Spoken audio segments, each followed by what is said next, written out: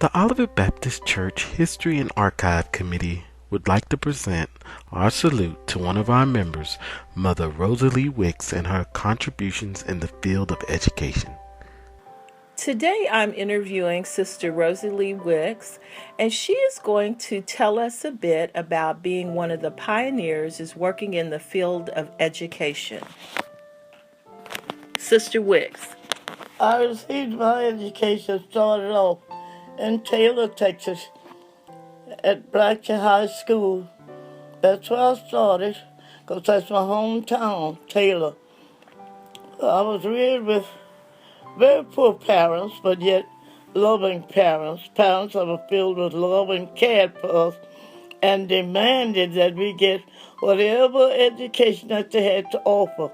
We had to accept it and get it. And my mother was an uneducated woman. My daddy was a honky-tonk pianist. So my mother demanded that we learn our alphabet before we even come to school, because we learned it from the cardiac calendar that they used in that day. And Mama would every night carry us to this calendar, which had from 1 to 30 to 31 days on it. Therefore, we had to learn the numbers there.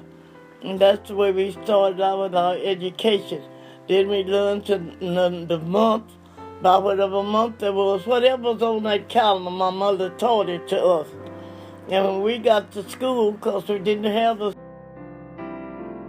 Mother Wicks later went on to Tillotson College prior to them merging with Houston College, presently known as Houston-Tillotson College. She then went on to complete graduate studies at the University of Texas, Austin. This was all during an era where blacks were not easily accepted nor admitted into the university. But let's let Sister Wicks tell you about her studies. Okay. Sister Wicks, what were all your schools you attended? Well, I went to Purview. I went there. And I went to University of Texas. That's about all I really went to. Houston, Tulsa, and Purview, and the University of Texas. Okay. But I did more of my work at the University of Texas. Now, some of the classes, it was weird to say, when I went to Purview, they had some of the same classes that I had taken, the classes I took at Purview, they had them at the University of Texas with there. And they had to go over them because they said that they didn't qualify. Oh, okay.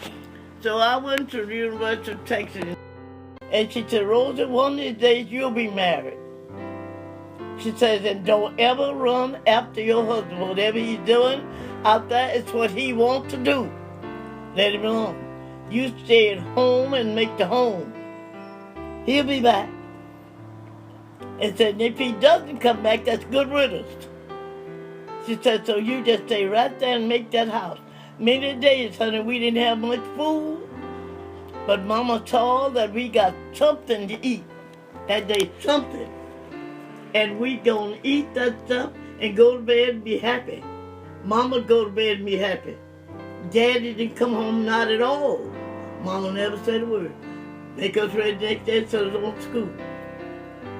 And that's the way I come up in. So when I'm married, I said, Mama, I remember you used to whip me so much and used to wouldn't let us go to treats, play with other kids.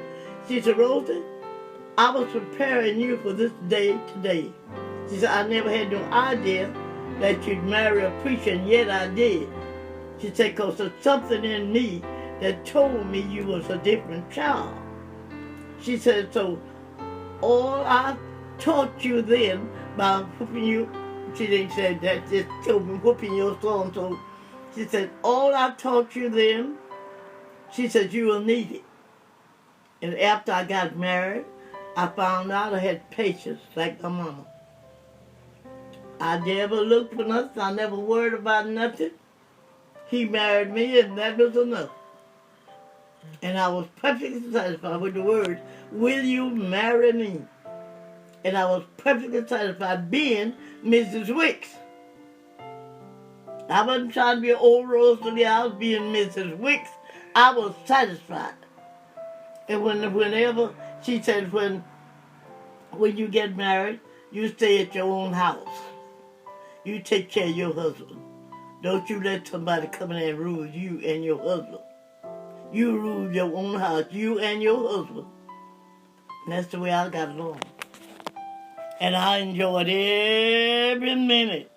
If that man to the last breath was gone, I enjoyed it. Every minute. Every minute.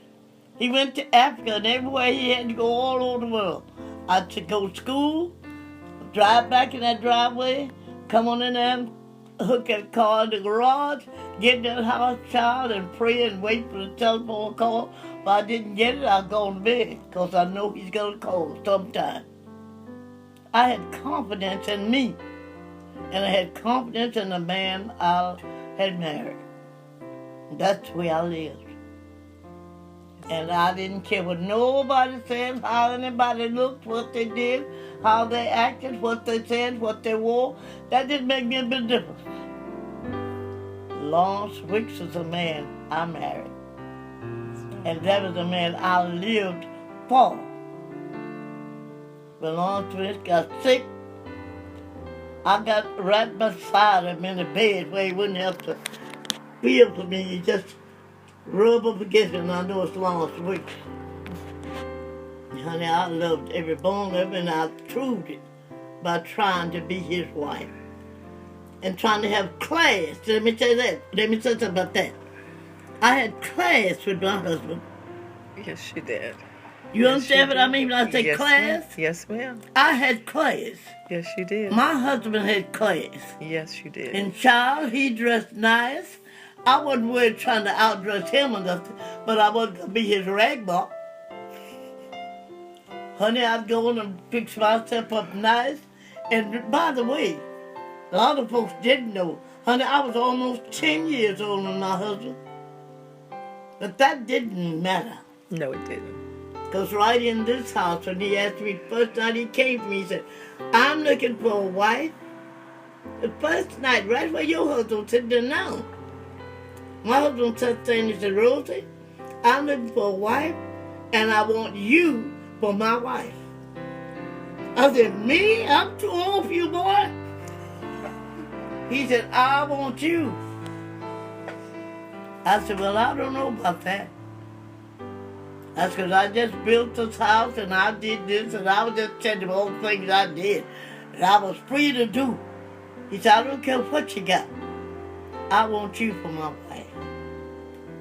That was it. I said, I'll think about it. Well, I truly know, and I will totally agree, you were both a good, wonderful Christian couple. I was a Christian before blessed, I met him. blessed by God, and truly, truly representatives of class and style and good taste, and knowing how to walk the walk. Well, There's so many people today, unfortunately, are totally lost and clueless about how to carry yourself as one should. And again, all I can say is that I am just very grateful that the two of you were a part of my life.